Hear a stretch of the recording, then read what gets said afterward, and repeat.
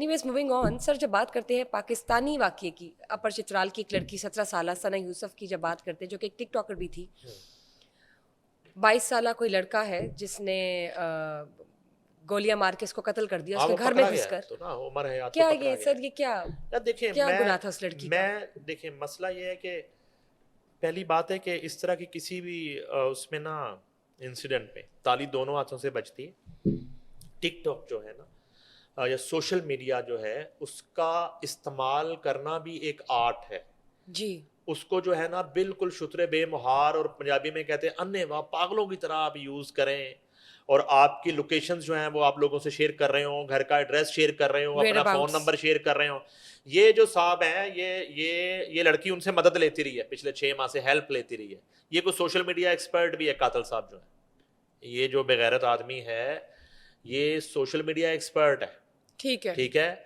ये इस लड़की से उसका कोई राब्ता हुआ तो ये 6-8 माह से उससे उससे हेल्प लेती रही है अपने जो है ना, उसको क्या आपकी जुबान में कहते कंटेंट हैं, को अकाउंट कहते हैं, अकाउंट और को अपना मार्केट जो करने चैनल में, है हाँ जी, उसको जो है ना वो बूस्ट प्रमोट करने के लिए, बूस्ट करने में। प्रमोट करने के लिए, ठीक ठीक है। वो इसकी हेल्प करता रहा। जब ठीक हो हेल्प गया। करता रहा तो इसी में इनका फोन नंबर भी एक्सचेंज हो गया। कैसे चला गया?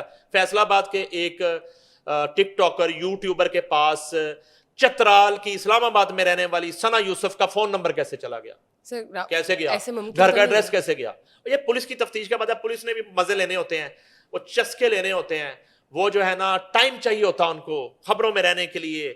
और ये 2 घंटे के अंदर दूध का दूध पानी का पानी हो चुका होता है। मैं कितने केस बताऊं, नैब के केसेस आपको बताऊं, 90 दिन का रिमांड होता था। ये लोगों को जलील करते थे, मुझे खुद बताया नैब के अल ऑफिसरान ने, हम पहले 2-3 घंटे में तफ्तीश कर चुके होते हैं मुकम्मल, लेकिन 90 दिन उस बंदे को रिमांड पे रखना है, वो 90 दिन पूरे करने। बिल्कुल बिल्कुल बिल्कुल यार खुदा का खौफ नहीं है।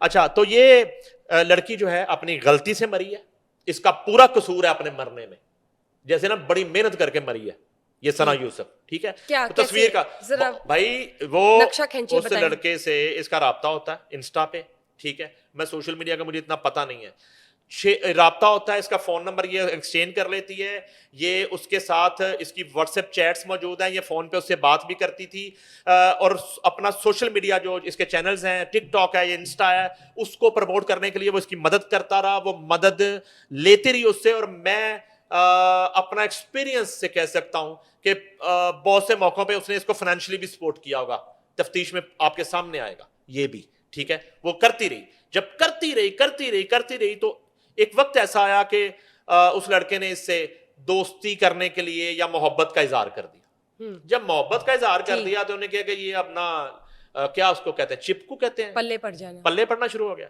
उन्हें किया कि अब इससे जान छुड़वानी है। अब उसने इसे जान छुड़वाना शुरू कर, जान छुड़वाना शुरू जब की तो इसी दौरान 29 मई को सना यूसुफ की सालगिरह आ जाती है। ठीक, सालगिरह पे भी वो सुना है कि अपने अपने टिकटॉक पे कोई वो अपना एक इनवाइट बना के डालती है, तमाम जो टिकटॉक फ्रेंड्स हैं, और एक दावत सी दे देती है, उस पे घर का एड्रेस भी जाता है। अच्छा, इस लड़के के पास तो घर का एड्रेस पहले भी था। अच्छा, वो जो है, और मैं भी कुछ इनकी मुलाकातें भी हूं, ठीक है। और वो फैसलाबाद से मिलने जाता होगा, इस्लामाबाद कहाँ और इस्लामाबाद कहाँ। तो वो जो है ना उस दिन वो 29 को आता है, वो इससे राब्ता करता रहता है, वो उसको मुंह नहीं लगाती। सालगिरह वाले दिन उसके दूसरे फ्रेंड्स आए होंगे, लड़कियां लड़के वो आए होंगे, उसे केक शेक काटा, वो भी डाला उसने उसके ऊपर। अच्छा, और पल पल की आपकी टिकटॉक पे आपकी लोकेशन पोजीशन जा रही है कि भाई आप क्या कर रहे हैं। हाँ, तो क्या ये क्या है, ये क्या है, ये क्या है कि आप अपनी सीक्रेसी हर वक्त आप जो है ना वो सोशल मीडिया पे डाल रहे हैं कि आपकी सीक्रेसी रह ही नहीं गई, आपकी सीक्रेसी रह ही नहीं गई। क्यों? आप क्या, अमीर बलाज कैसे कत्ल हुआ था? अमीर बलाज 99.9% टिकटॉक की वजह से कत्ल हुआ। वो ट्रैप ही टिकटॉक से हुआ। राया फेज 7 जाता था ना अमीर बलाज टिकटॉक बनाने। अब जब वो टिकटॉक बनाता था जाके, मोस्टली फेज 6 में 7 में राया की लोकेशंस आ रही होती थी कि डेली अमीर बलाज यहां पे आता है। नंबर 1 उसके मुखालिफिन ने यहां से किया। नंबर 2, उन्होंने देखा कि इसके टिकटॉक में साथ कौन कौन होता है, इस पे काम शुरू करवाया गया उन डॉनों ने जिन्होंने इसे मरवाया, उसके मुखालिफिन ने। उसमें से वो एहसन शाह तो बाद में उनके हत्थे चढ़ा है, उन्होंने पहले और लोगों पे भी ट्राई की कि ये कौन बंदा है, कहाँ रहता है, इसका नाम क्या है, नंबर क्या है, उससे राब्ता किया, उससे राब्ता किया। फिर एहसन शाह से जब राब्ता किया तो एहसन शाह ट्रैप हो गया। तो एहसन शाह कहां से मिला दुश्मनों को? टिकटॉक के जरिए मिला। टिकटॉक के जरिए मिला। ठीक। एहसन शाह टिकटॉक के जरिए मिला। एहसन शाह जो है उनके हत्थे चढ़ा, एहसन शाह के साथ उन्होंने डील बनाई। अब एहसन शाह उधर अमीर बलाज की आस्तीन में भी बैठा है, उसके साथ खा भी रहा है, पी भी रहा है, उसके साथ सब कुछ कर रहा है, और दूसरी तरफ दुश्मनों से मिल चुका है। ठीक है, मरवाने में इसका पहला हाथ। ठीक है। तो एहसन शाह वो पहली कड़ी है अमीर बलाज को कत्ल करवाने में, कब्र में पहुंचाने की, ठीक, उसको ताबूत में पहुंचाने की, उसको कत्ल करवाने की। जी। तो एहसन शाह टिकटॉक से मिला। मोहतरमा को जो है उमर हयात, वो कोई चतराल से नहीं मिला, ना कोई जो है ना वो इनके किसी के वालदा के या वालिद के जेज में भी नहीं आया। वो मिला सोशल मीडिया से।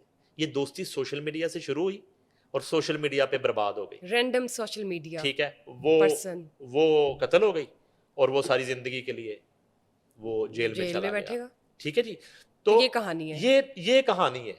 ये कातिल जो है सना यूसुफ का कातिल उमर हयात बाद में है। सना यूसुफ का कातिल टिकटॉक है, सना यूसुफ का कातिल सोशल मीडिया है, सना यूसुफ का कातिल इंस्टा है। ये मेरा चैलेंज है।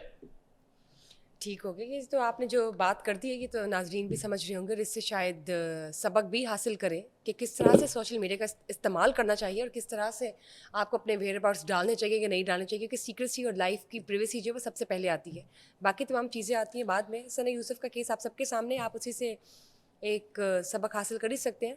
सर मूविंग ऑन, बात कर लेते हैं इमरान खान पर।